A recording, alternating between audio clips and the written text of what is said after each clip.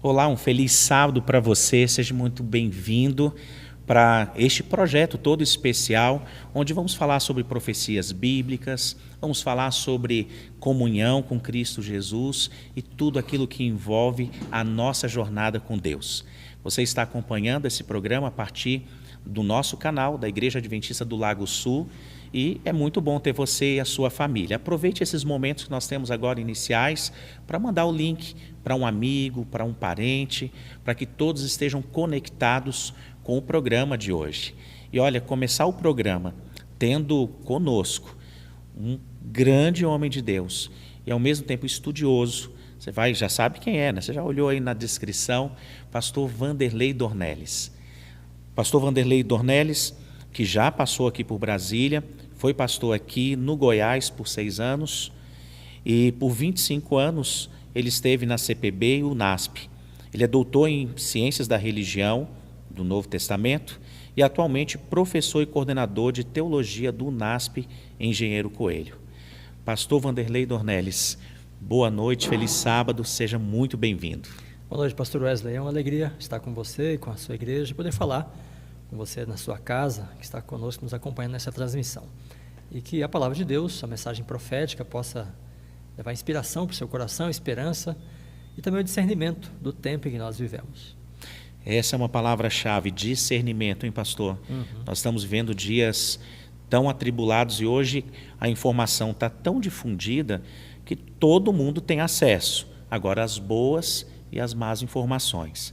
Mas sobre essa temática a gente vai conversar daqui a pouquinho. E para você que está em casa, está nos acompanhando, deixa eu te falar, esse é um projeto piloto. Então, pode participar conosco, você pode mandar o seu alô através aqui do chat, né? Já vejo aqui alguns queridos que estão nos acompanhando. Olha só, o Guilherme Cardoso já mandando um feliz sábado. A Cássia Oliveira, esposa do pastor Jair, com certeza também está lá nos acompanhando, desejando um feliz sábado. A Geni, que bacana, que bom que vocês estão aqui conosco. Daqui a pouquinho eu vou falando de outros queridos que estão nos acompanhando. Mas eu repito, aproveite esse momento para você entrar em contato, manda o link para as pessoas nesse início, para que elas aproveitem a bênção logo de início. E você que está participando conosco, já fica aqui uma sugestão, você pode deixar uma pergunta, alguma colocação, porque o tema de hoje ele é extremamente importante para aqueles que acompanham o estudo do livro do Apocalipse e estão preocupados ou antenados com aquilo que está acontecendo. Mas, pastor, como eu disse, antes de nós entrarmos nessa temática que é tão importante, deixa eu aproveitar, você é casado com a Luciene Dornelles e é o pai do Weber Dornelles, mas teu filhote tem quantos anos? É o Weber. Weber, por favor, obrigado. Ele está com 21 anos e está fazendo faculdade em Santos, fazendo medicina, e é um rapaz também identificado com a igreja, gosta de pregar, ensinar a lição da escola sabatina, e minha esposa é professora também, no NASP, né, na área de pedagogia, orientadora educacional também. E pastor, na sua passagem por Brasília, ali na década de 90, né? O que você, além dos aspectos próprios espirituais, mas o que você levou daqui de Brasília que ainda hoje está bem guardado aí no coração? Bom, eu tive o prazer de trabalhar aqui, pastor Wesley, por 4 anos, foram 2 anos aqui na Asa Sul, como pastor associado, né? E depois, mais uns anos no Distrito do Guará. E a cidade de Brasília, o Distrito Federal naquele tempo, né, era bem mais simples do que é hoje, cresceu muito, né, ficou bastante sofisticado até. Mas naquele tempo a gente já tinha igrejas assim, muito trabalhadoras, empenhadas, zelosas, né? E as pessoas também muito aplicadas e bem colocadas, sabe, no governo, no serviço público, né? Então, era muito bom ver as pessoas que trabalhavam para o governo e tinham interesse, né, para o progresso da igreja, sabe? E as igrejas de Brasília eram e ainda são, né, caracterizadas assim por um nível de escolaridade, sabe? Uma média muito boa, né? Então, eu me sentia assim, desafiado de preparar sermões, né? Pesquisar, estudar e ensinar para as pessoas, né, coisas novas. Então, era muito bom ver como as pessoas apreciavam um sermão, um estudo, né? Preparado, uma coisa que trazia discernimento, né, compreensão para elas. Então acho que isso influenciou a minha vida depois daí para frente, né? Agora, o senhor, por natureza, é um estudioso, isso é fato. A grande questão é o seguinte, o senhor já era desse jeito assim, já tinha essa afinidade com o estudo, porque, logicamente, o estudar é algo que está franqueado para todas as pessoas, mas a gente percebe aqueles que têm um interesse a mais, que se demonstram. Sempre foi assim, ou, como você está nos descrevendo, talvez a partir dessa experiência isso ficou mais forte na sua jornada? Bom, quando eu fazia teologia, eu queria ser evangelista. E quando me formei, eu fiz algumas séries de conferências, né? Mas vi que não era assim, minha habilidade maior. Porém, antes de ser pastor, na escola eu sempre fui aplicado aos estudos, né? Gostava de estudar grego, hebraico, a teologia. Guardei notas de classe, fiz monografias e pesquisas, né? Então, no curso de teologia, eu já me identifiquei assim como um apaixonado pelos livros, né? Pelo estudo, já no ensino médio, na verdade. E depois, vindo aqui para Brasília, eu tive oportunidades de pregar nessas igrejas e fui convidado para falar algumas vezes em conselho de pastores, né? Então, me senti desafiado a prosseguir, a estudar mais, a me qualificar. E depois a igreja me deu oportunidade, né? Quando fui trabalhar na CPB, já no 7º ano de ministério, então eu pude estudar jornalismo, fazer o mestrado de teologia, depois fui ser professor no NASP, né? E aí, então havia muito interesse da parte do NASP para que os professores se qualificassem com mestrado, doutorado, né? E então, com esse apoio da igreja e também com a necessidade, né, com a expectativa da igreja de que a gente tivesse titulação e conhecimento, produzisse conhecimento, escrevesse livros, artigos, né? Então, graças a Deus, podemos trilhar esse caminho para a glória de Deus. Olha que bacana. Então, você já tinha uma predisposição, um desejo, né? Mas esse episódio passado aqui por Brasília deve ter dado, então, intensificou um pouco mais, porque realmente pelo público você acaba tendo que preparar mais ao longo da semana, né, pastor? Uma vez preguei no sábado na NASA Sul e eu tinha estudado bem aquele sermão, né? Procurei fazer um sermão bem estruturado. E aí, um membro da igreja, o Dr. Clayton Rossi, sim, saudoso, né? A esposa dele frequenta aqui com a gente. Eu era um menino, né? Então ele chegou para mim e disse: pastor, o senhor tem condição de fazer bons sermões. Ele disse: você é um rapaz inteligente, cultive isto.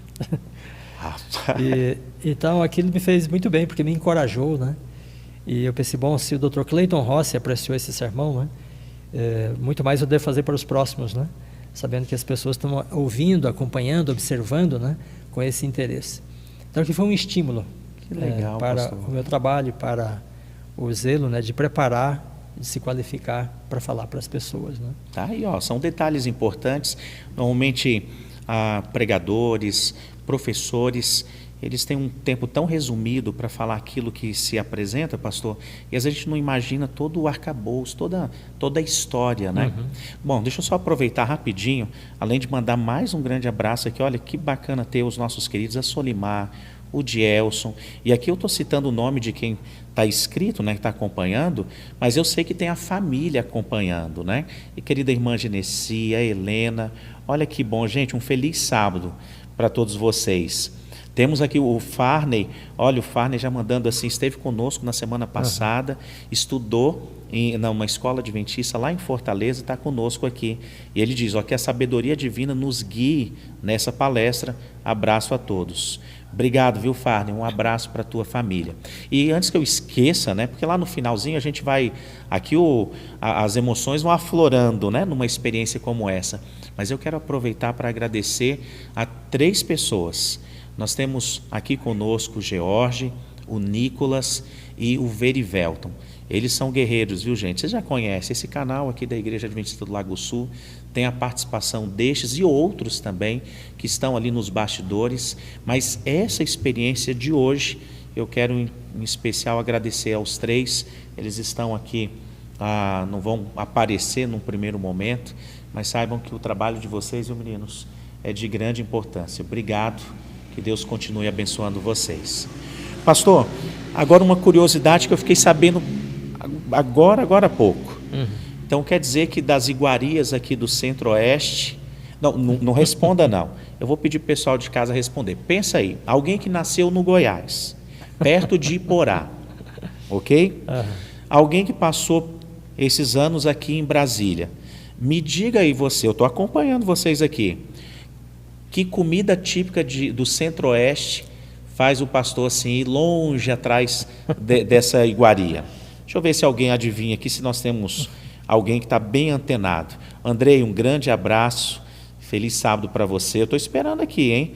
E querida irmã Fátima, missionária de Jesus. Ah, aqui, já responderam. Bom. Helena Linhares, piqui. Olha só, como que é isso mesmo, pastor? Piqui assim, é uma iguaria que você gosta? Realmente, Wesley, onde eu nasci, no oeste de Goiás, era a região de Cerrado, e havia muitos pequizeiros, né? E minha mãe dizia que algumas famílias, na época do pequi, elas passavam praticamente arroz e pequi. Porque era muito, comia abundância, né? Então o pequi realmente é uma iguaria de Goiás que permanece na memória, né, gustativa do goiano, sabe? Mas não só o pequi. Eu costumo dizer que o goiano é criado com a dieta dos 3 P's, que é o pequi, a pamonha e o pão de queijo, né? Olha, essas 3 iguarias são fantásticas, hein, pastor? As 3 são muito boas, mas olha, Helena, parabéns, você acertou direitinho aí. Outros também foram falando aqui, a Cleide, o Adriano, quem mais? A Denise. O pessoal foi na mosca, viu? Pique, estão achando massa. Pastor Washington Silva está aqui conosco também. Querido Washington, um abraço para você e família. Então nós vamos fazer o seguinte, próxima vez que o pastor Vanderlei estiver aqui conosco, pastor, é uma promessa até para o senhor voltar. Okay. Nós vamos preparar um piqui, de preferência trazer lá de Mambaí, que fica no Nordeste goiano, onde tem, segundo o pessoal da região, os piquis mais assim vistosos e apetitosos. E aí nós vamos fazer aqui só com quem gosta também, porque quem não gosta do piqui, nessa ocasião, não vai poder participar, porque normalmente não gosta nem do cheiro, né? Então vai ser assim mais restrito para aqueles que gostam. Estou bem interessado. Vai ser muito bom. Pastor, então nós vamos aproveitar os momentos que nós vamos ter por agora. E agora fiquei muito feliz, o Olivar, teu querido irmão, né, me deu algumas informações tão preciosas. Seu pai, o Valdivino Dornelles, já em memória, a sua mãe, a Cristina Maria, e a casa com 6 irmãos. É isso mesmo, pastor? O Juscelino, a Zilda Maria, você, Vanderlei, o Olivar, o Deus Ivânio e a Vani Maria. Perfeitamente. Pastor, que família grande, né? O padrão que nós temos hoje. Qual é a recordação mais especial que o senhor tem junto com seus irmãos? Bom, meu pai teve 6 filhos com a minha mãe, né? E depois, no segundo casamento, ele teve mais 2. Sabe que uma família grande, né, é difícil quando os filhos são pequenos, né? Para os pais cuidarem. E minha mãe passou um bom tempo cuidando de nós 6, né? Quase que sozinha. Mas depois que os filhos crescem, né? Então é como o salmista diz, né? É como flechas na aljava, né, do pai. Então, quando nós começamos a trabalhar em Goiânia, e aí fomos para a igreja adventista, a gente viu nossa família unida, né? E acho que as provações pelas quais passamos, privações, depois a fé, né, em comum, então deu uma unidade muito grande à nossa família. E minha família se reúne todos os anos, pelo menos uma vez por ano, assim, toda a família, né? E hoje com os sobrinhos e os demais que se casaram com as sobrinhas, né, e os que nasceram dos sobrinhos, nós somos quase 40 pessoas. E então essa unidade da família é realmente uma coisa marcante, sabe? E a coisa mais preciosa que eu tenho do meu grupo, né, familiar é isso. É a unidade, a proximidade. E minha mãe é o elo, sabe, da nossa família. Que bacana, pastor. Então, pelo visto, inclusive o adventismo, você não nasceu exatamente já num lar adventista, cristão com toda certeza, mas adventista então você estava com quantos anos nessa ocasião?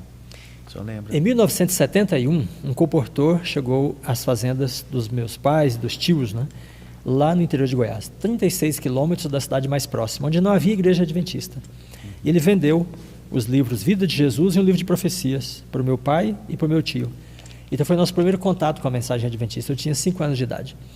E meu tio se converteu há pouco tempo depois com a leitura desses livros, e daí chegou um evangelista lá na cidade de Iporá. Ele foi a primeira família a ser batizada. Mas a minha família, nós nos batizamos em Goiânia já depois da década de 80. Em 1981 eu fui o primeiro adventista da minha família, depois os irmãos, minha mãe, meu pai, por fim. E eu pude fazer o batismo do meu pai e da nova família dele, quando eu já era pastor, né? Pastor, que história fantástica, que privilégio. Eu compartilho contigo essa experiência de ser o primeiro adventista da família.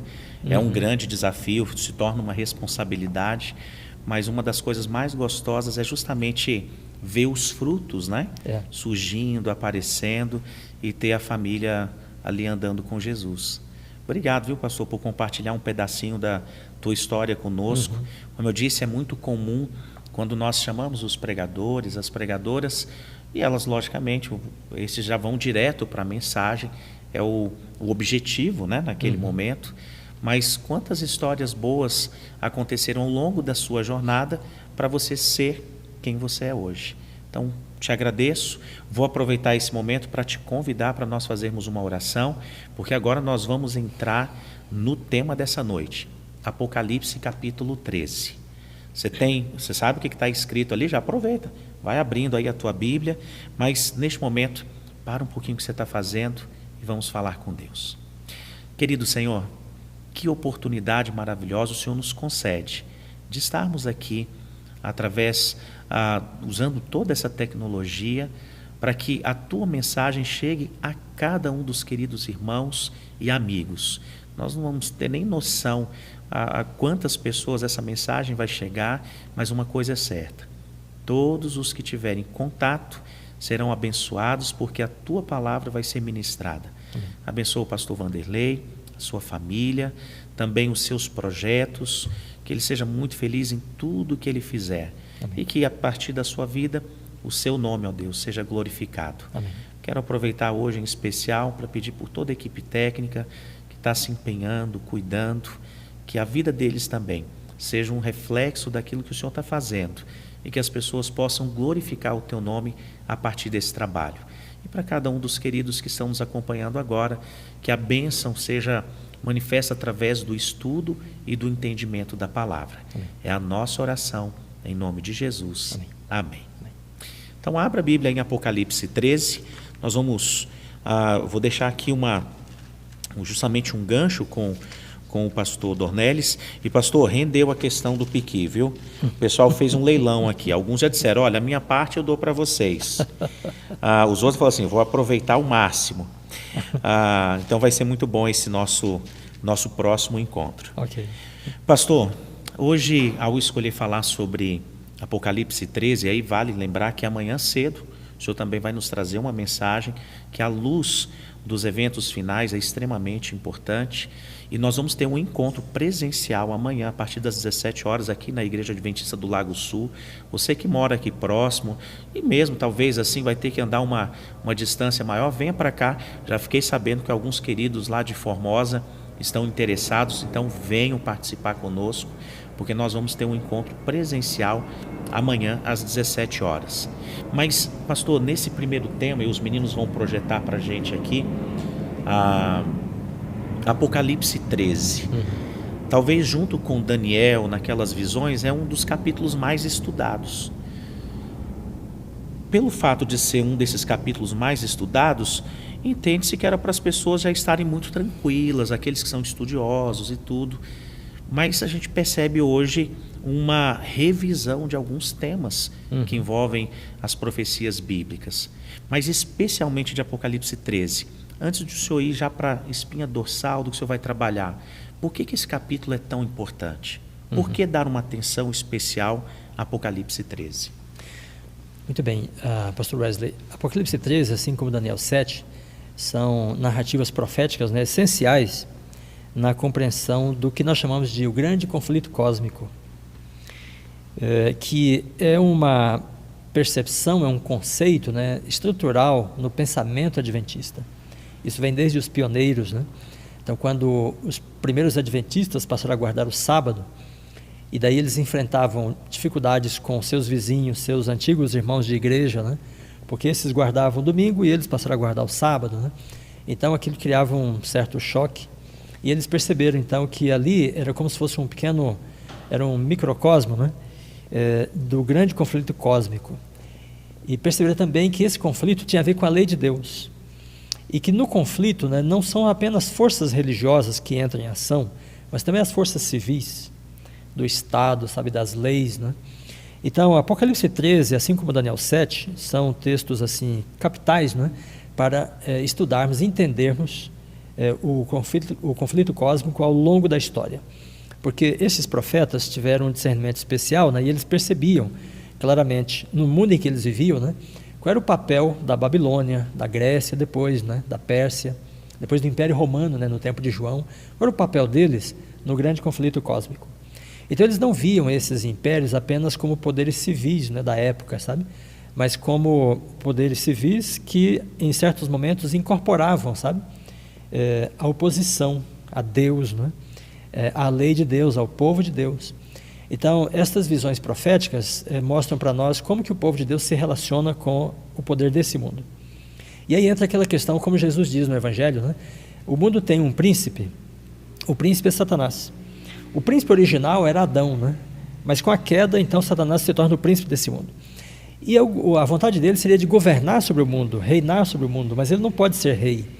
E então ele procura se instrumentalizar de um império que possa promulgar leis, né, para proibir a lei de Deus na terra.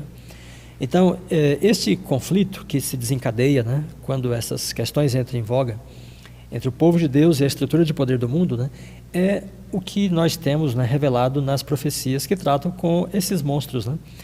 E aí você pode perguntar, mas por que os monstros, né, bestas, feras, né? Porque era assim que os profetas percebiam estes poderes imperiais, como feras agressivas, né, violentas. Por outro lado, em Daniel, aí você tem essas 4 feras e elas emergem do mar, o que sugere que no contexto de Daniel há uma inversão da criação, sabe? Porque na criação as feras, o leão, o urso, o leopardo, eles surgem da terra, né? E aí Deus fala assim: o homem terá domínio sobre todas as bestas, os animais, as aves, os peixes, né? E em Daniel 7 são as bestas que estão dominando sobre os seres humanos. Então essas bestas, elas representam, né, seres humanos também, mas que perderam o discernimento do Espírito, perderam a identidade com Deus, né, como Criador, não tem mais a imagem de Deus, e daí então elas terminam se transformando em instrumentos, né, do príncipe desse mundo, na batalha dele contra o povo de Deus na terra. Então, o nosso estudo, né, de Daniel 13, Apocalipse 13, Apocalipse 17, Daniel 7 e 8, né, tem essa virtude de nos trazer o discernimento para compreender a relação do povo de Deus com o poder político da terra, né? E num contexto como esse, em que as pessoas debatem muito sobre a política, é muito importante que as pessoas que falam das profecias tenham a visão apocalíptica, né, consigam dizer para as pessoas o que significa tudo isso, sabe? Para onde o mundo caminha, né, com esses embates que ele tem, sabe? E as profecias então trazem um discernimento, né, uma compreensão dessas questões, sabe? Pastor, então, só 2 pontos importantes que o senhor acabou já trazendo para a gente. O primeiro é, Satanás ele se utiliza dos instrumentos humanos, sejam eles indivíduos, grupos ou até mesmo nações, para se opor a Deus. E junto disso, o que o senhor está me dizendo é que existe uma conexão direta, então, entre as profecias de Daniel, especialmente a que envolvem esses reinos, com o que a gente vai encontrar agora em Apocalipse 13. Então, é essa conexão. E aí eu vou aproveitar para pedir para o senhor, ao nos apresentar essa temática, o senhor já está fazendo de maneira tão preciosa, porque o senhor já está colocando com os nossos dias, né? Ele fala, a besta tal é isso, a outra besta é aquilo. Tá, mas o que isso influencia na nossa vida? Então, existe essa conexão direta, Daniel e Apocalipse? Perfeitamente. Bom, vejo que Daniel era um estadista, né? Assim como José, no Egito, Daniel prosperou na Babilônia e se tornou um homem importante, né, qualificado politicamente, e serviu como ministro, tanto na Babilônia quanto depois na Pérsia. Então, quanto mais uma pessoa está próxima de uma realidade, mais Deus pode revelar acerca desta realidade, né, por meio desta pessoa. Então, veja que Ezequiel, Jeremias, né, não têm revelações acerca dos impérios como Daniel teve, porque Daniel estava familiarizado com a corte imperial, né? O apóstolo João vivia no Império Romano, no mundo do Império Romano, e ele estava diretamente relacionado, né, com o poder do Império. Então, também para ele vem uma compreensão mais ampla, né, nesse ambiente, porque ele já está familiarizado com ele. Então, isso é muito importante para nós, porque, veja, quanto mais habilidade e conhecimento nós temos numa determinada área, mais Deus pode trabalhar conosco dentro desta área, sabe? O profeta não recebe uma coisa assim totalmente inédita para ele. Deus fala com ele dentro do ambiente em que ele já está. Uma linguagem que ele já está até acostumado, né? E através dele, Deus pode revelar coisas no futuro que diz respeito àquele ambiente em que ele está, não é? Bom, mas vamos ver então o texto bíblico. E você que está conosco, né, acompanhando pela internet, Apocalipse 13, versículo 1. Então o profeta diz assim: e vi emergir do mar uma besta que tinha 10 chifres e 7 cabeças. E sobre os chifres, 10 diademas, e sobre as cabeças, nome de blasfêmia. A besta que vi era semelhante a um leopardo, com pés de urso e com boca como de leão. E deu-lhe o dragão o seu poder, e o seu trono e grande autoridade. Muito bem, então vamos ficar aqui nessa leitura e a gente vai explorar um pouco dessa imagem.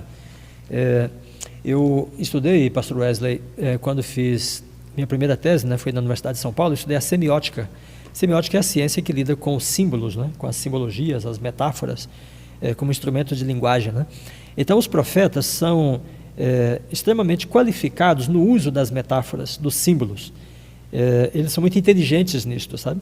E é algo que é da inteligência deles e que é potencializado pela ação do Espírito Santo, né? Então, quando João descreve isto aqui, ele faz uma alusão, sabe, a Daniel, como se os dois estivessem, se ele estivesse continuando, né, uma visão profética que foi dada através de Daniel.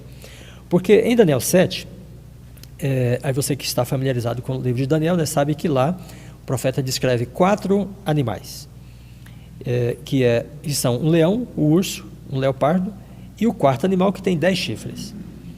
O leopardo, por sua vez, tem 4 cabeças. Então a soma das cabeças dos 4 animais de Daniel é 7, né, que são 7 as cabeças da besta aqui. O primeiro animal é o leão, a besta aqui diz que tem boca de leão. O segundo é o urso, né, e aqui a besta tem pés de urso. O terceiro é o leopardo e a besta parece um leopardo. E depois tem 10 chifres, né? Então, quando a gente percebe essa conexão, e tem ali uma imagem, né, para você ver essa conexão entre Apocalipse 13 e Daniel 7, fica sugerido para nós que o apóstolo João, no Apocalipse, está continuando, desdobrando, né, na história, a revelação que começa em Daniel 7. É como se ele dissesse também, né, que a fera que ele está descrevendo representa um poder que é sucessor, né, é continuador dos poderes imperiais já revelados em Daniel 7. Veja que em Daniel as bestas saem do mar, e aqui a besta sai do mar. Elas são bestas híbridas. Por isso estava aquele lance, né, que eu te falei, que há uma subversão da criação, sabe? Após a queda, a criação perde a sua ordem, né? E estas visões com animais híbridos, que é o leopardo com asas, né? Então é o mamífero com asas. Uma besta com 10 chifres, o normal é 2 chifres, né? 7 cabeças, mas é só uma, o normal. Então, essa visão mostra que a criação divina foi subvertida, foi tirada da sua ordem, né? Ela está no estado de caos. Então, os poderes representados por essas metáforas são poderes caóticos, que dominam sobre a humanidade, né? Mas de forma alienada, sabe, do plano de Deus para a humanidade. Aí, por isso, em Daniel 7, a gente tem também esse contraste, né? As bestas dominam sobre os homens, elas exercem o domínio, né? Mas depois vem o Filho do Homem, na visão de Daniel, que resgata o domínio das bestas e devolve aos seres humanos que têm a imagem de Deus, que são os filhos do Altíssimo, né? Que como Adão e Eva antes do pecado, né, têm a semelhança com o Criador. Então esses filhos do Altíssimo são os redimidos no Apocalipse, né, que depois sentam em tronos para governar sobre o universo, né, com Deus. Muito bem, então esta relação que percebemos entre Apocalipse 13 e Daniel 7, mostra para nós que os profetas estão em diálogo. Mostra que o Apocalipse continua, né, a revelação dada através de Daniel. E aí eu gostaria então de falar um pouquinho, pastor Wesley, sobre a figura da besta, porque nós já estudamos muito sobre isso, né, os adventistas, isso vem desde os protestantes, né, Joaquim de Fiore, Lutero, Calvino, se interessaram por essas imagens apocalípticas.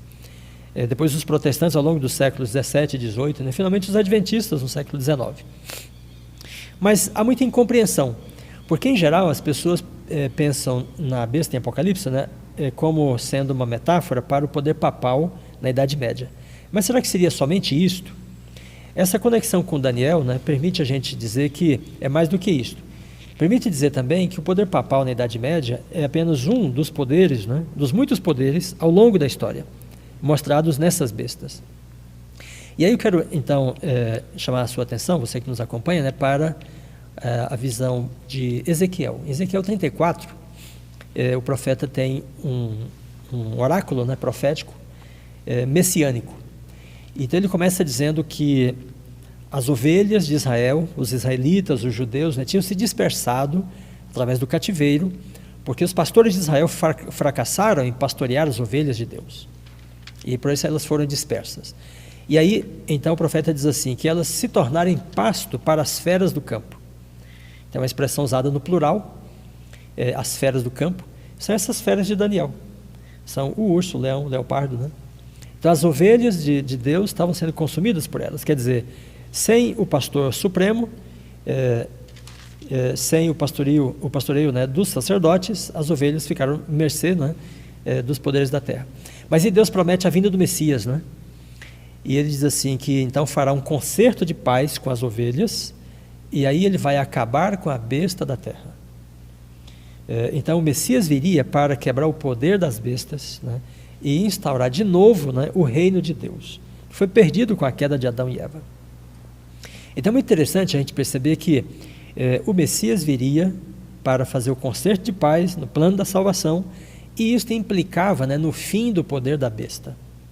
Ora, a besta no tempo de Daniel era a Babilônia, depois era a Pérsia, no tempo de João era o Império Romano, mas eram poderes que incorporavam, né, encarnavam o poder do mal contra o povo de Deus. Então, a primeira coisa que a gente percebe nessa profecia é como Jesus fala em João, né? Ele vem para libertar as pessoas do cativeiro espiritual, porque é o cativeiro espiritual, é a dependência, né, em relação aos vícios, ao pecado, né, que torna as pessoas vulneráveis ao domínio das bestas, ao domínio dos poderes, né, que usurpam o poder de Deus. E aí o profeta Ezequiel fala assim, quando o Messias então vier, ele vai quebrar as varas do jugo e livrar as ovelhas das mãos dos que as escravizam. Então, pense bem, pastor Wesley, quando os israelitas estavam no Egito, né, eles estavam escravizados do ponto de vista social, econômico, mas também do ponto de vista espiritual. Eles não podiam guardar a lei de Deus, porque estavam debaixo da lei do Império Egípcio, né? Os judeus na Babilônia, igualmente, eles estavam a serviço da Babilônia. Eles não trabalhavam pela sua própria terra, pela própria família, né? Estavam escravizados do ponto de vista social, político, econômico, mas sobretudo do ponto de vista espiritual, claro, né? Então o Messias viria para tirar esse cativeiro. E ele fala assim, saberão que eu sou o Senhor quando eu quebrar as varas do jugo e as livrar das mãos dos que as escravizam. É interessante que quando os judeus veem o Messias, né, aí eles duvidam porque o Messias não se levanta prontamente contra o Império Romano, que era o que eles esperavam. Eles tinham entendido dessas profecias de Daniel, de Ezequiel, né? Mas Jesus esclarece, diz para eles, primeiro vocês têm de ser libertados, né, espiritualmente. Vocês têm de ter um coração livre, uma mente livre, né, capaz de pensar, raciocinar, de escolher por si mesmos, né? E essa liberdade é a liberdade do Evangelho. É a liberdade fundadora. A pessoa que é livre assim, será livre nos outros aspectos também. Muito bem, então nós aprendemos aqui, né, com Ezequiel, que a besta no tempo de Ezequiel, de Daniel, representava esses poderes. Aí nós podemos fazer uma lista, né? Porque em Isaías tem uma profecia messiânica, paralela à de Ezequiel 34, e aí Isaías fala assim, que no dia do Senhor, no dia do Messias, né, ele reuniria o restante do seu povo da Assíria, do Egito, da Babilônia, e então ele dá 3 nações que são representadas aí pela metáfora da besta, né? Assíria, Egito, Assíria e Babilônia. Então é muito importante que a gente chegue no Apocalipse e entenda isso, né? Que o Apocalipse não é um livro independente das Escrituras, ele está conectado diretamente com os demais profetas, e eles estão revelando as mesmas coisas, né? Então os poderes alternam, mas em certos aspectos os poderes imperiais são um poder só, porque a besta em Apocalipse 13 tem 7 cabeças, cada cabeça é um desses impérios. O papado é um deles, né? O outro é o Egito, o outro é a Síria.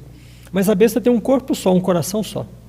É como se mostrasse que por trás, né, dos impérios está o poder do diabo, o Satanás, né, que é um ser só, mas que usa, né, ao longo da história esses poderes contra o povo de Deus.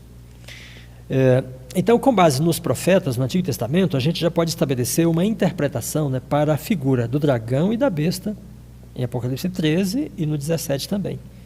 Porque o dragão também, com as suas 7 cabeças, representa 7 poderes. No Apocalipse 13, no versículo 3, né, você pode ler comigo na sua casa, o profeta diz assim: então vi uma de suas cabeças ferida de morte. Então veja, não é curioso que a besta perca a sua atuação quando apenas uma de suas cabeças é ferida? É que ele quer dizer para nós, né, que cada cabeça representa um poder que atua num determinado contexto histórico. Em algum momento da história, você tem um poder que está à frente. E as outras cabeças são de outros períodos, né? Então, tanto em Apocalipse 12, 13 e 17, a gente tem esse símbolo, né? E identifica esses poderes. É como se Deus desse para nós, aqui, pastor Wesley e demais que nos acompanham, né? Um panorama da história, sabe? A história da salvação é projetada a partir do Egito, né? Dentro dessas profecias, do Egito até o último império. Então, são 7 representados nestas bestas de 7 cabeças. E aí a gente tem essa lista, né, provida pelos próprios profetas. Veja, o Egito, a Síria e Babilônia, depois a Babilônia, Pérsia, Grécia e Roma, depois Roma papal. E eu vou citar um texto do Comentário Bíblico Adventista, fechando esse ponto, né? O Comentário Bíblico diz assim: a besta, o monstro, né, pode ser identificado com o trabalho de Satanás através das agências políticas. Em todos os tempos, que se submetem ao seu controle. Então, o curioso, pastor Wesley, é que o Egito, independentemente da influência de Satanás, era um império, né, para a proteção do povo de Deus. Porque tem José lá no Egito, né, e ele se torna amigo do faraó, o ministro do faraó, e daí o Egito abriga, né, dá refúgio para a família de Jacó, de Israel. E o Egito é abençoado através de José e de Israel. Mas daí vem um faraó que não conhece José e, portanto, não conhece a Deus, né? E não conhece a nação do povo de Deus, e aí ele quer escravizar esse povo. Esse faraó é uma fera destas, né? O anterior não necessariamente, porque o anterior conhece José, conhece o Deus de José, e até chega a dizer assim: acharíamos um homem como este, em quem há o Espírito de Deus, né? Então, o império pode ser também um aliado do povo de Deus, desde que o povo de Deus esteja muito próximo, né, e consiga influenciar. Senão, o inimigo de Deus vai influenciar. Como diz o comentário bíblico, né, as agências políticas, em todos os tempos, que se submetem, né, ao seu controle. Pois bem, então, com essa ideia em mente, pensando nos impérios, representados numa metáfora só, num símbolo só, aí eu quero mostrar para você estas imagens, para concluir esse pensamento. Que imagens são estas? Nós temos ali um obelisco no Egito, o primeiro, né? A tela na esquerda, um obelisco egípcio. Depois nós temos a Praça de São Pedro, né, em Roma, em frente à Catedral de São Pedro, e aí tem um obelisco também ali. E depois tem a terceira imagem, que é uma imagem do National Mall, com o Memorial Washington, na cidade de Washington. E aí tem um obelisco também. Então a questão é, por que os papas puseram um obelisco, né, na Praça de São Pedro e não uma cruz? E por que a cidade de Washington tem, como nos seus símbolos principais, né, um obelisco? Porque os papas entendiam que o império deles era uma sucessão, uma continuação do império egípcio. Da mesma forma o império americano. Os americanos, desde os fundadores da república, né, entendiam que os Estados Unidos seriam o império na sucessão do Império Romano e do Império dos Papas. Por isso tem esse compartilhamento de símbolos, né? Um compartilhamento de mitologias, de crenças e de uma atitude também diante de Deus. Outro aspecto que eu gostaria de mostrar tem a ver com o símbolo da águia. A águia era um símbolo importantíssimo no Império Romano. Algumas legiões, né, carregavam uma águia como uma espécie de totem à frente, né? Então a águia era um símbolo do Império Romano. Se pega a cédula de $1, Então tem ali o grande selo dos Estados Unidos e tem a águia da cabeça branca, né, que é o símbolo, um dos símbolos dos Estados Unidos. E tem também a pirâmide truncada, né, que é uma forma arquitetônica egípcia e que está como um dos símbolos principais no grande selo dos Estados Unidos. Por quê?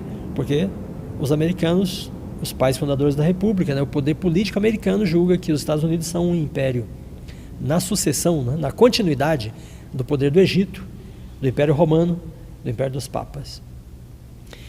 Há também a ideia do império de que o império é provedor, é protetor e é preservador da ordem do mundo.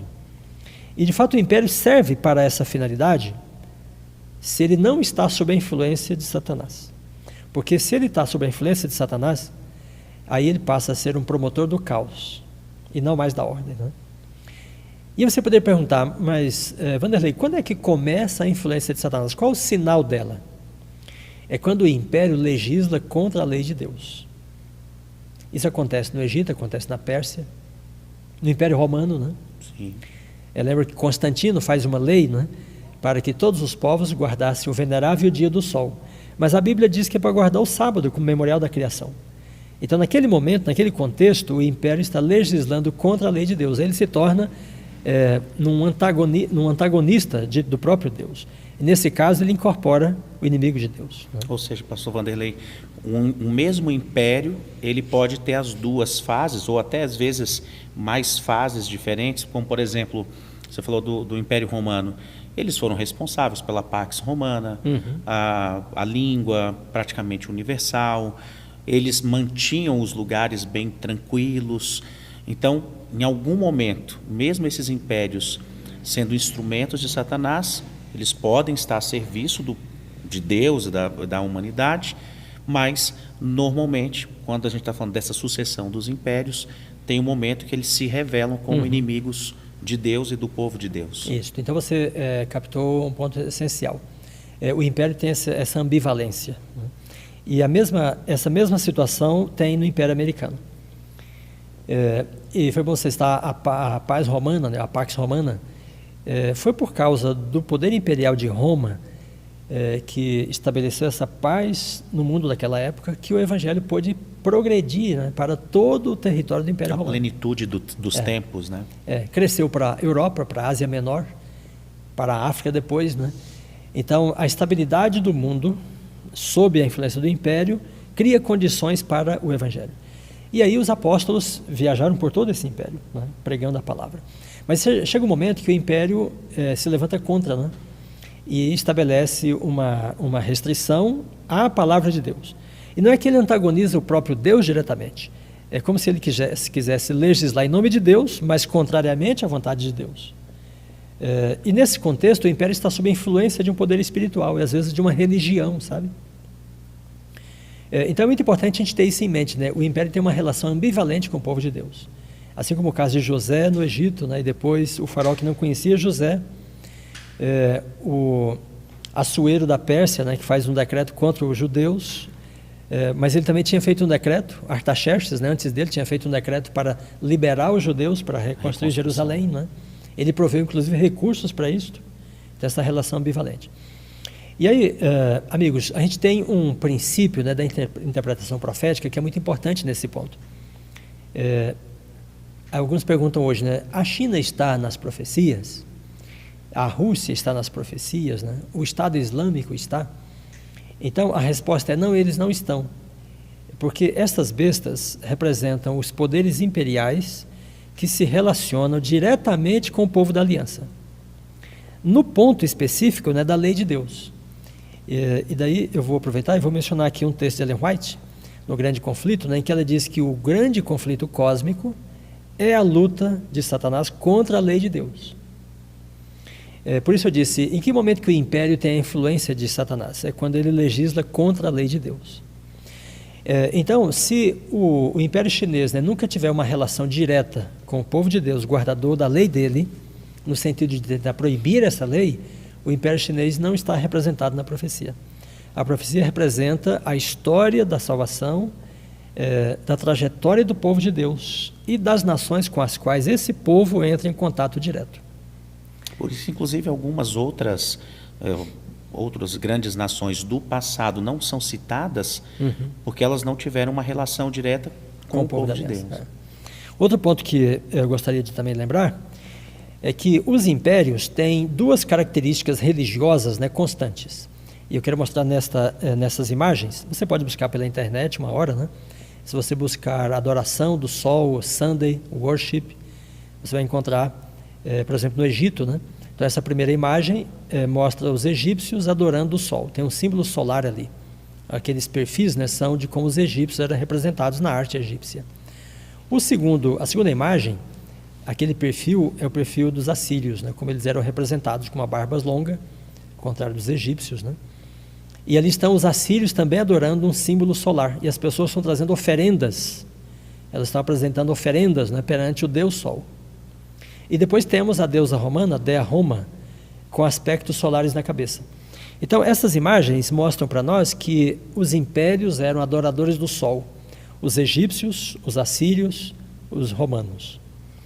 Além de adorar o Sol, os impérios também eram adeptos da imortalidade da alma. Da crença, né, da noção da imortalidade da alma. Aí ele tem um livro, né, a antiga crença egípcia da imortalidade da alma. Depois tem a chave da imortalidade, a história secreta da religião sem nome. Esses são livros que você encontra na internet, mas na Casa Publicadora, nossa editora, Casa Publicadora Brasileira, né, da Igreja Adventista. Aí, então nós temos um livro que chama Crenças Populares, é de um autor italiano, Samuele Bacchiocchi, doutor pela Gregoriana de Roma, e ele diz nesse livro que todos os impérios, desde o Egito, foram adoradores do sol e adeptos da imortalidade da alma. Então, nesses dois itens, né, o império se coloca como uma alternativa ou uma oposição, né, à palavra de Deus. Porque desde o princípio Deus disse assim: no dia em que vocês comerem, certamente morrerão. Aí vem essa crença dos impérios, né, certamente não morrereis, porque tem a alma imortal. Então essa é uma heresia, é uma abominação até, porque a abominação é algo que o ser humano quer colocar em lugar de algo que Deus disse claramente. E o segundo ponto é que na criação também Deus diz que o sábado é o memorial da criação. Ele santifica, né, esse dia e separa. E quando o império legisla, ele legisla pelo domingo. Isso acontece no Império Romano. E daí é curioso, Wesley, porque a gente percebe, o Império Romano é a transição dos impérios adoradores do sol para os impérios guardadores do dia do sol. Percebe? Então, como os egípcios aí, os cristãos nunca vão adorar o sol assim, ou os assírios, né? E Constantino sabia disto, e aí então ele pensa, bom, mas eles poderão guardar o dia do sol. E por isso ele faz a lei, né? Que todas as sociedades descansem no venerável dia do sol. Então ele, no mundo já cristianizado, ele faz uma lei, e essa lei se torna então no fator de transição entre a adoração do sol e a guarda do dia do sol. É claro que adorar o sol ou guardar o dia do sol, porque guardar o dia aqui é culto, né? Não tem diferença. E daí, então, o Império dos Papas, que os Papas trazem essa lei do Império Romano para a sua própria religião. Então, o Catecismo diz guardar domingos e festas. E o Império Americano também. Hoje não há lei dominical nos Estados Unidos, mas nas colônias iniciais havia, e a projeção profética é de que haverá lei dominical nos Estados Unidos outra vez. Inclusive, pastor, esse vai ser o tema da palestra de amanhã à tarde, né, às 17, que é um dos questionamentos. Isso vai acontecer? Realmente assim, nós temos elementos para entender que vai ter um decreto dominical. Agora, o que o senhor está trazendo é fantástico. Eu imagino que quem está em casa está tendo um sentimento muito semelhante, porque você imaginar essa transição, ela é feita de maneira tão suave que muitos não percebem. E aí os queridos amigos que estão nos acompanhando, eu te incentivo a estudar a Bíblia, inclusive nós aqui da Igreja do Lago Sul, ou qualquer igreja adventista que você procurar, ou se você acessar agora mesmo o site da TV Novo Tempo, você vai encontrar materiais que vão te mostrar essa relação do dia de guarda com essa mudança, né, do sábado para o domingo, e como ela é feita de maneira tão sutil que muitos cristãos hoje ao dedicarem esse dia a Deus, não tem noção de que, na verdade, faz parte justamente dessa contrafação, né? Onde Satanás coloca um elemento onde a pessoa, não, mas eu estou adorando a Deus aqui, só que, na verdade, no dia que Deus não escolheu. Então, veja, é muito importante isso, né? Porque nas culturas antigas, de onde a Bíblia vem, os impérios eram adoradores do sol. E Constantino, então, fala do dia do sol. Aí faz essa transição. Se você buscar na internet, né, pode levantar a encíclica papal de João Paulo II, Dies Domini, o dia do Senhor. E essa encíclica tem toda uma argumentação teológica e bíblica, né, sobre o dia do Senhor. Porém, do meio dela para frente, né, o Papa começa a falar então do princípio da transferência, que é a transferência do dia do Senhor do sábado para o domingo. Mas a Bíblia não fala nada disso, não há em nenhum lugar da Bíblia isso, né? Jesus nunca sinalizou isso, ele diz que ele é o Senhor do sábado. O sábado não é o dia em si, o sábado é um meio, né, para cultuar o Deus Criador, o Criador dos céus e da terra. É um dia para descansar das nossas próprias obras, né, e confiar nas obras de Deus, no plano da salvação que se realiza, né, através da justificação pela fé em Cristo, né? Então, quando as pessoas nos ouvem falar do sábado, elas pensam que o adventista pode ter assim, uma fixação com o dia, mas não é o dia em si. O dia é um meio, né? O sábado é um meio. Por isso Jesus disse assim, o sábado foi criado por causa do homem, né? Para colocar o ser humano, homem e mulher, em contato com o Criador, em comunhão com o Criador. Só que ele disse esse dia, ele diz assim, 6 dias trabalharás, mas o 7º dia é o sábado. Então o 7º dia não pode ser nem a sexta nem o domingo, porque a palavra de Deus diz, é o sábado. E pastor, antes de eu avançar, o irmão Teodoro, que inclusive mandou um abraço para ti, ele é o nosso responsável pelo PG Escola de obrigado, Profetas. Teodoro. Forte abraço também, obrigado. E nós estamos justamente estudando nesse período um livro do pastor Alberto Tim, onde a temática do sábado está sendo por que Deus faz tanta questão de um dia. Eu achei muito interessante, o senhor falou da encíclica, né? O próprio Cristo, quando esteve aqui, os evangelhos registram suas falas, Paulo vai fazer depois referência aos outros discípulos, os outros escritores do Novo Testamento, e em nenhum momento Jesus cita algum outro dia da semana que não seja o sábado. Ele nem cita o nome, ou domingo, ou primeiro dia da semana. Então, fica aqui como sugestão, no site da CPB, agora não, porque, olha, respeitando, né, as horas sagradas do sábado, se você entrar agora, pode ir lá, cpb.com.br, vai aparecer uma mensagem dizendo que estamos guardando o dia do Senhor, então não se faz nenhum tipo de negócio, mesmo virtual, e aí nesse caso você só tem acesso aos materiais como meditação, lição, mas não a compra ou ver valores. Mas depois procure lá, tem um bom material, assim, muito vasto, para que você possa se aprofundar e saber por que Deus faz questão de um dia de guarda. E muito bom o senhor destacar que não é o dia, mas a quem ele nos aponta, né? Isso. Ele é uma ponte para essa adoração a Deus. Perfeito. Mas pastor, então o senhor está avançando aí na Apocalipse 13, a gente está vendo essas conexões, o que mais você nos traz aí para esse tema de hoje? Bom, vamos tratar de 2 pontos para finalizar a nossa abordagem em Apocalipse 13. Do mesmo jeito que Apocalipse 13, 1 a 10, né, faz uma alusão a Daniel 7, a segunda visão, que é da segunda besta, que é o Apocalipse 13, 11 a 18, faz uma alusão a Daniel 8. E ali está no quadro, né? Então, Apocalipse 13 fala agora de uma besta, uma fera, um animal, um símbolo que ele vê, e tem 2 chifres, parecendo um cordeiro. E aí Daniel 8 tem, então, um carneiro de 2 chifres. O leitor da Bíblia, que não está acostumado com a mentalidade hebraica, né, que estabelece muito essas conexões através de linguagem, símbolos, e pode pensar que é algo casual. Não é, ele faz uma referência a Daniel 7 e depois Daniel 8 de forma sistemática, né? E aqui eu gostaria de destacar 2 princípios, né, principais para a compreensão de Apocalipse 13 e 11 a partir dessa ligação com Daniel 8. O que era o carneiro em Daniel 8? Ele era um símbolo, né, que o profeta descreve, representativo, né, do império da Medo-Persa, ou Medo-Pérsia, né? O império Medo-Persa. A Pérsia sozinha não conseguiria tomar a Babilônia, lá no século VI, né? Mas aí a Pérsia se juntou com a Média e eles formaram um poder maior e conseguiram fazer frente, né, ao império de Belsazar.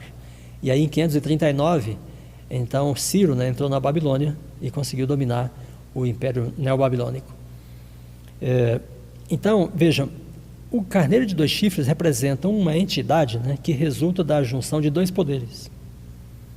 E estão representados nos 2 chifres. Então esse é o primeiro ponto. Logo, a besta de 2 chifres, em Apocalipse 13:11, deve representar também um poder que resulta da junção de 2 entidades, porque ela tem 2 chifres. E os chifres são poderes, assim como os animais.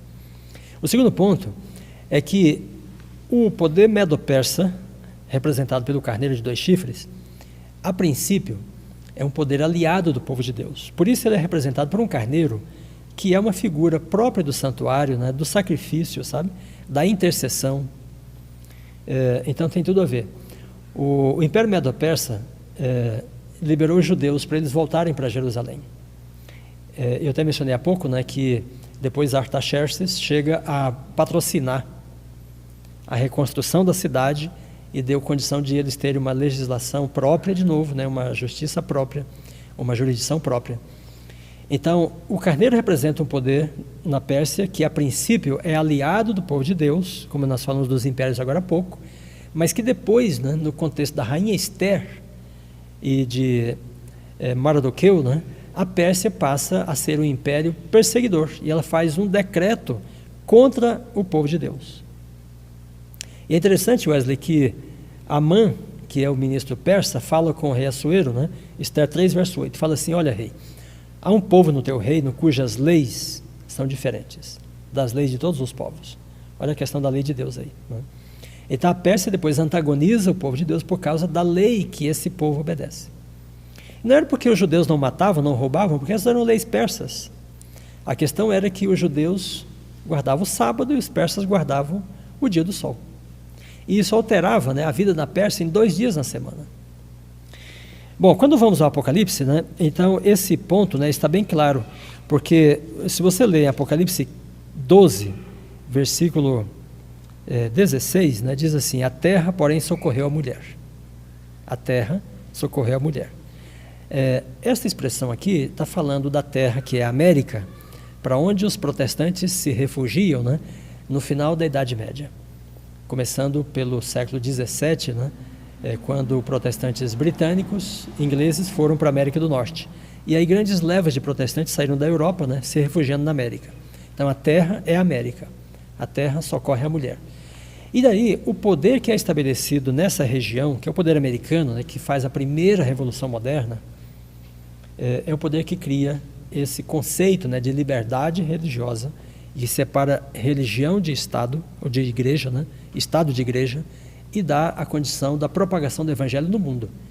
Porque a partir dos Estados Unidos, a modernidade se propagou pelo mundo com esse valor de liberdade religiosa e separação de igreja e Estado. A Revolução Francesa é posterior à americana, influenciada pela Revolução Americana.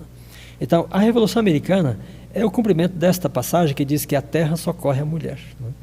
Então, até agora, até esse contexto que nós vivemos, né, esse contexto de liberdade, que de vez em quando parece ser ameaçado, né, é um contexto de liberdade para a pregação do evangelho e para a crença, que é um valor que vem da cultura americana. Então, a princípio, o Império Americano é aliado do povo de Deus. Mas Apocalipse 13 diz que na terra surge então essa besta de 2 chifres, né? Depois vem a imagem da besta com um decreto contra aqueles que não têm a marca da besta. Ora, o que é a marca da besta? Se a besta é o poder que legisla contra a lei de Deus, então a lei da besta dá a marca da besta, a lei de Deus dá o selo de Deus. E aí está o contraste, né, em Apocalipse 13 e 14. Então, Wesley, aqui nós temos esse ponto muito importante, né, que o império moderno, segundo Apocalipse 13, né, a princípio é aliado do povo de Deus. Mas há a tendência de ele também ser influenciado com o império egípcio, o império da Pérsia, o império romano, né?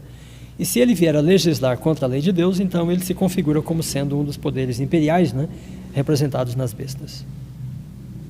Pois bem, então nós vamos para o ponto final. Eu gostaria de mostrar uma imagem, que é a imagem de Apocalipse 17, E aí a gente pode fechar com esse ponto. Porque nós falamos que a besta representa os poderes civis, políticos, né? Os poderes militares dos impérios. E a gente chega em Apocalipse 17 e tem a besta de 7 cabeças de novo. Só que tem um elemento novo, aí tem uma mulher montada na besta. A mulher cavalga sobre a besta, né? É muito curiosa essa imagem porque o ser humano doma o animal, né? E o que é a mulher aí e o que é a besta, né? Nós já vimos que a besta representa os impérios.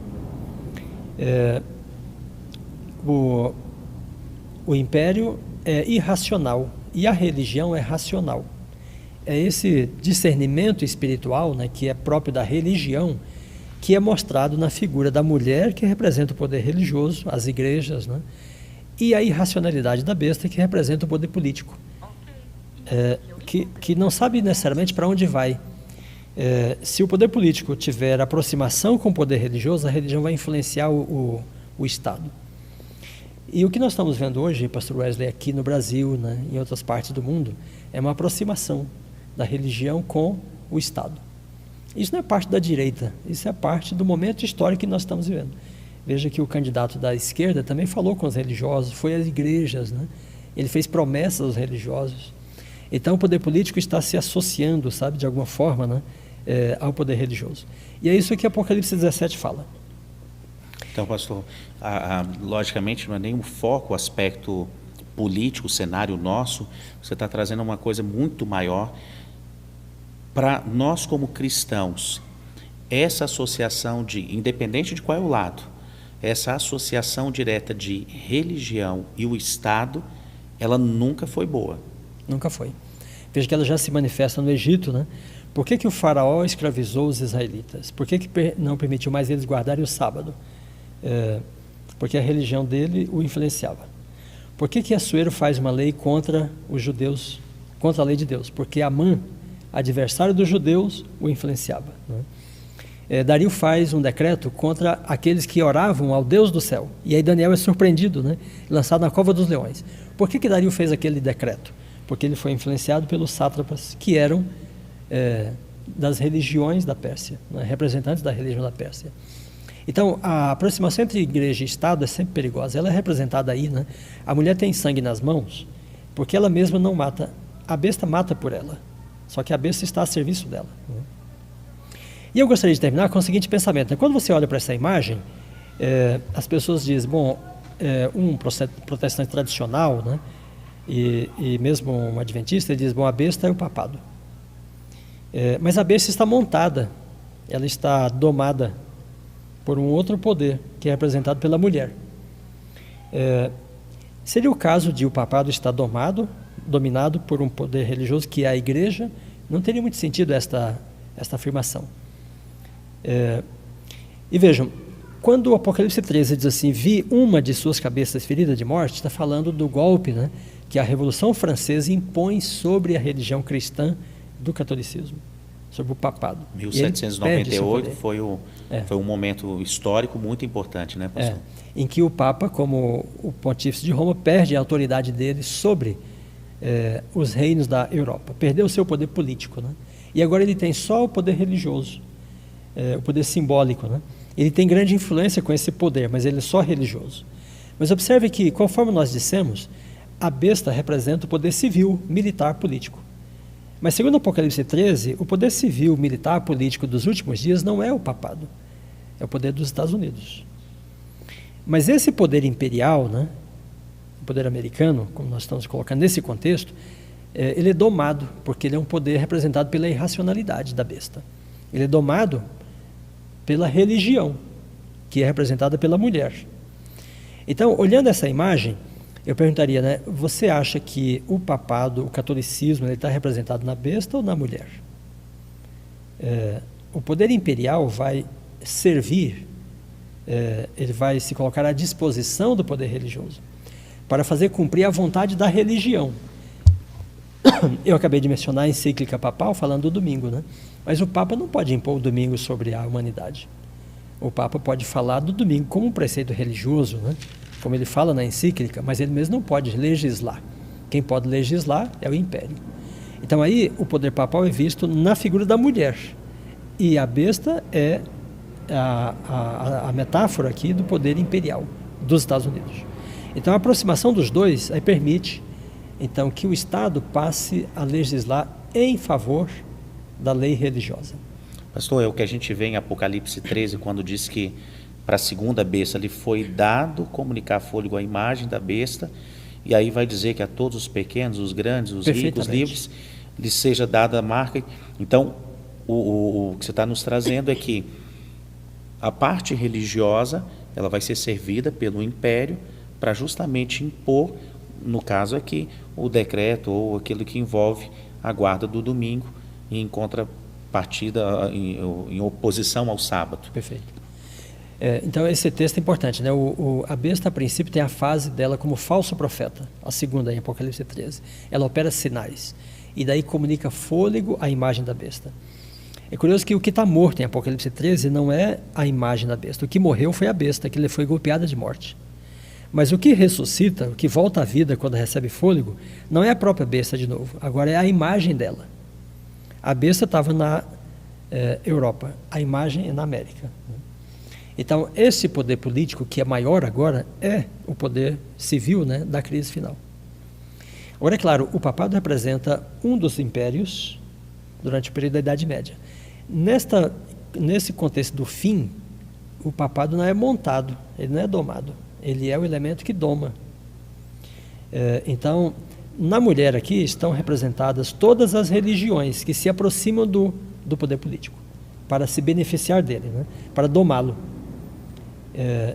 E ela tem essa sagacidade, porque ela diz que ela tem uma poção mágica, né, com a qual ela embebeda os reis da terra e os povos da terra, que são seus ensinos.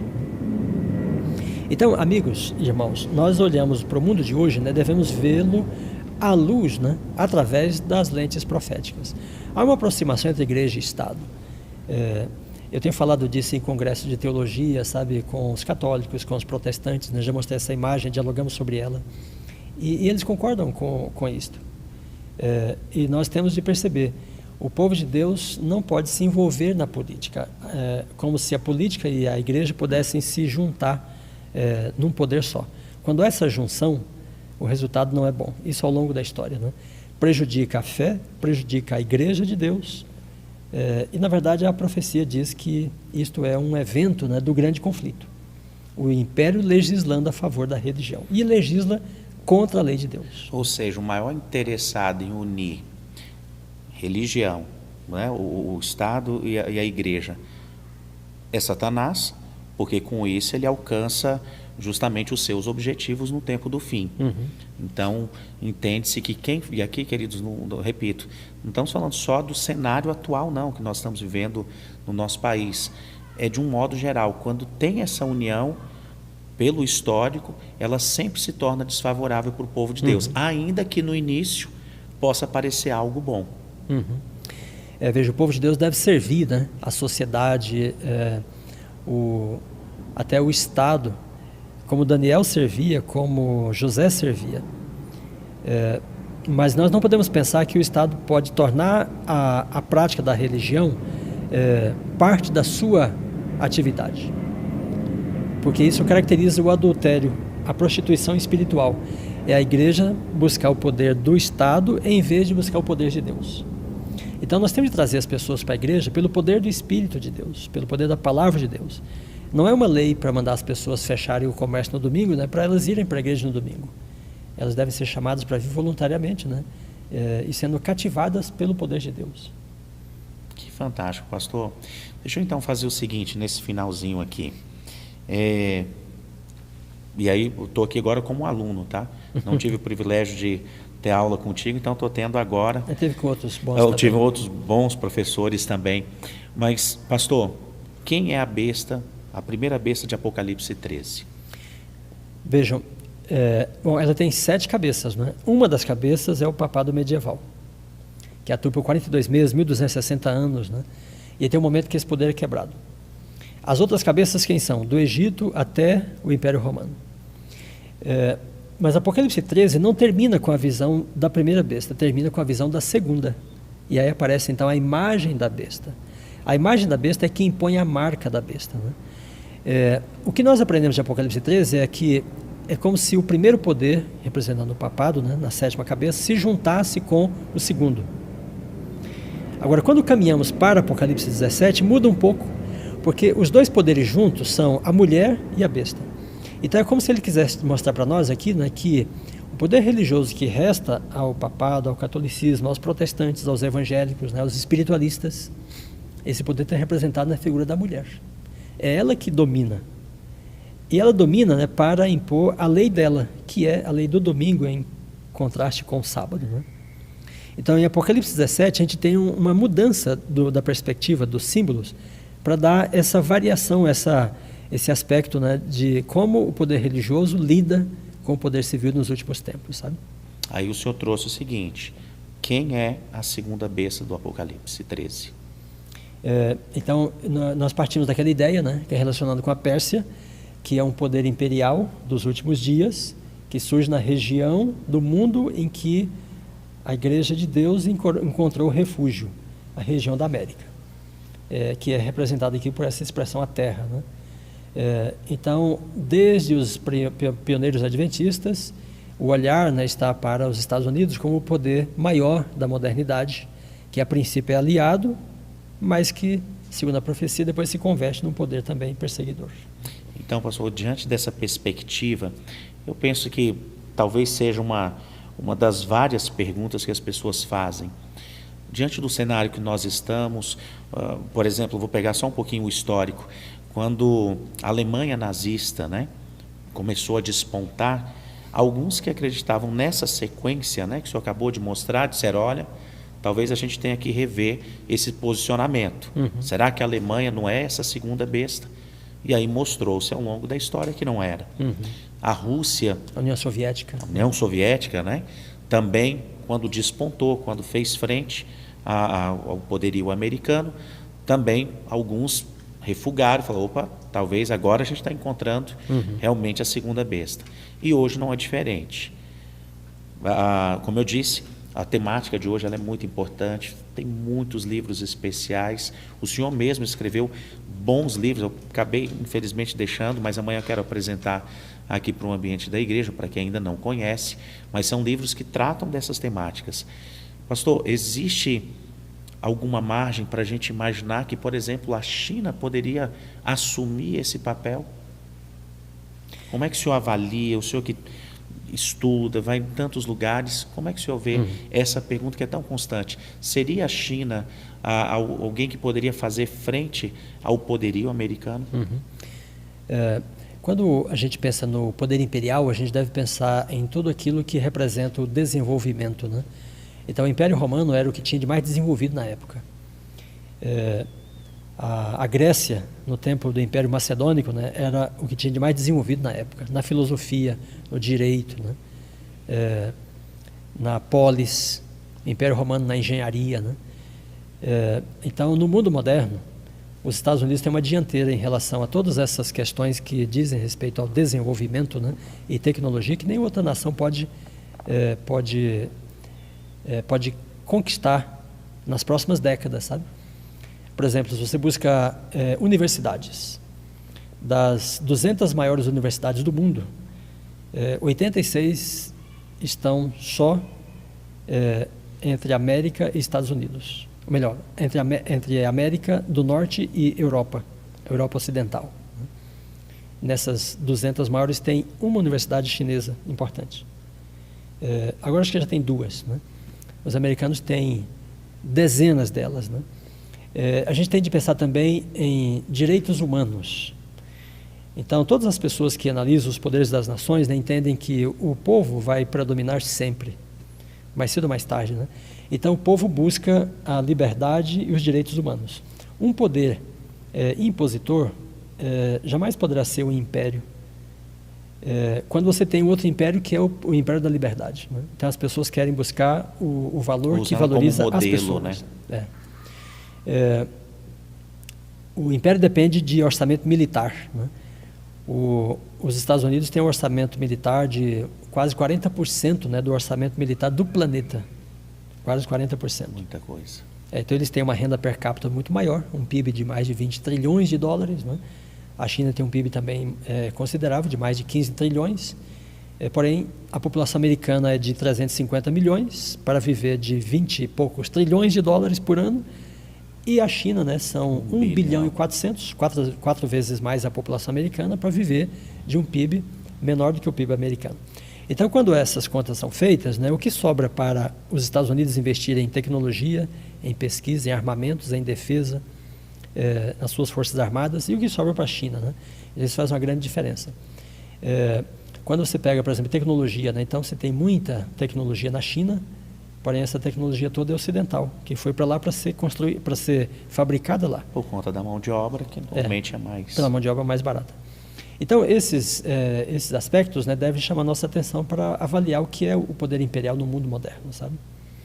Pastor, o que eu estou falando aqui não é força de linguagem, assim, me corrija se eu estiver errado. Se eu estiver mesmo, pode ficar muito tranquilo. Isso nos dá uma perspectiva interessante a respeito do tempo que nós temos, né? Se a gente imaginar ainda um futuro de talvez mais 100, 150 anos, talvez essa configuração ela mudaria com muita facilidade, até novas possibilidades. Mas se o cenário ele não vai mudar e os Estados Unidos preenchem perfeitamente, né, esse papel como a segunda besta, dá uma esperança no coração de que a volta de Cristo está muito mais perto do que a gente imagina. Né? Eu repito, eu não estou aqui querendo colocar um tempo para a volta de Jesus, jamais. Ele sabe o dia, o relógio dele não conhece nem tardança, nem adiantamento. Mas quando a gente vai para as profecias bíblicas, e se esse cenário que nós estamos hoje, ele se torna aquele cenário ideal, e se a mudança dele, então, precisaria de muitos anos pela frente, dá um gostinho, pastor, quando você estuda a profecia, de olhar e falar assim, Senhor, está mais perto do que muitos estão julgando. A nossa geração tem muito mais condição de entender isto, né, e ter essa expectativa da chegada do reino de Deus do que qualquer outra geração. E os apóstolos achavam que era no tempo deles, né? Mas em Daniel são vários poderes, eles estavam indo no Império Romano.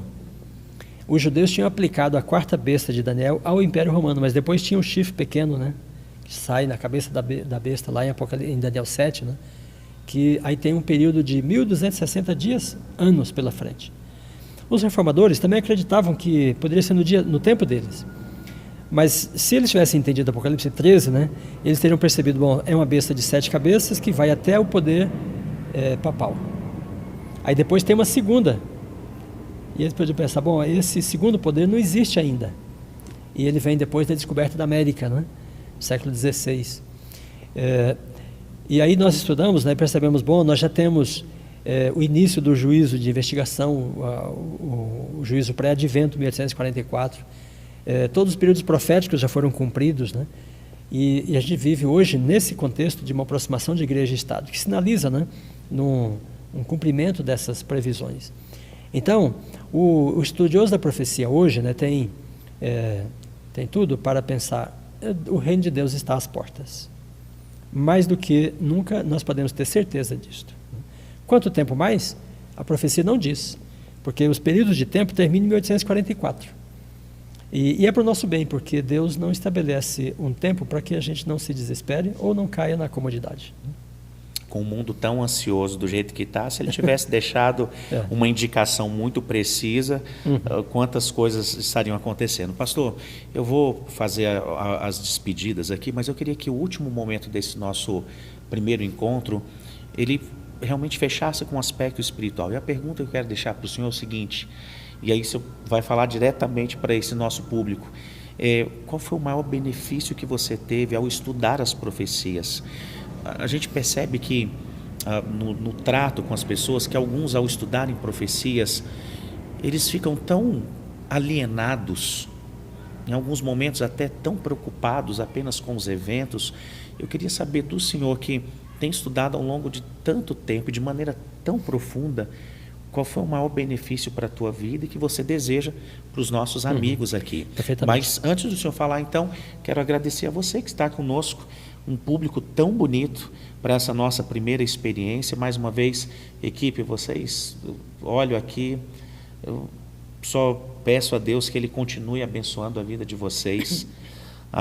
Os amigos aqui, as falas das pessoas, gente, recordando novamente a irmã Mônica Mareschi, a Mônica Araújo, esposa do irmão Gilson, falando que lembra perfeitamente do senhor lá na Igreja Central, pedindo para que Deus continue te abençoando. Que bom, Mônica, obrigado. Ana Cristina, o Castor Ferreira, o Gilson, boa noite a todos, gosto muito de ouvir o pastor Vanderlei Dornelles, tenho todos os seus livros, olha que bacana. Que bom, graças a Deus, Deus seja louvado. Olha aí o João Bueno dizendo também, além desejando um feliz sábado para todos. Então assim, as manifestações, acredito que nós alcançamos já uma boa parte, né, desses objetivos. Amanhã nós vamos ter a oportunidade de fazer algumas perguntas no final da palestra das 17 horas, então venha participar conosco, vou levar algumas das perguntas que estão aqui. Então, gente, mais uma vez, muito obrigado, desejo a todos um feliz sábado, amanhã nos encontramos a partir das 9 horas para a Escola Sabatina e na sequência o culto, onde o pastor Vanderlei vai nos trazer a segunda mensagem desse final de semana.